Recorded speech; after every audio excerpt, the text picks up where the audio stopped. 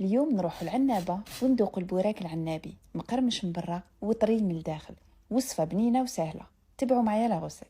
أول حاجة نغلي 2 حبات بطاطا في الماء، نحط ورقارن شوية فلفل كحل وشوية ملح، نخليها تغلي حتى تطيب ومن بعد نقطرها من الماء تاعها ونكرازيها مليح. وهنا تقدروا تزيدوا لها الفخوماج اذا حبيتوا. نبدا نوجد في البريك، نحط 2 ورق ديول تقليديه يعني تاع الدار، وندير اون كوش تاع البطاطا، ما لازمش تكون خشينه، ولا تحبوا الحار زيدوا فوق البطاطا. نحط فوقها شويه بصل مقطع، زيتون الخضر، شويه معدنوس. وهنا في بلاصه لافيون داشي انا حنديروا بلوتون عافيه بلا صوص طوماط يجي كامل، ونحط من الفوق هكذا دي مغصو، وفي الوسط نحط حبه بيض كامله، نرش عليها شويه فلفل كحل شويه ملح، ومن بعد نزيد دي مغصو تاع الفخوماج، ومن بعد نغلق الحبه هكذا على 4 قبل ما نحطها تطيب في زيت تكون شويه سخونه ماشي بزاف، ونخليها تتقلى على نار هاديه باش البيض يوصلوا شويه طياب، سورتو البلوندو. بعد ما يطيبوا حطوهم في كسكاس يكونوا واقفين باش يتقطروا مليح من الزيت تاعهم.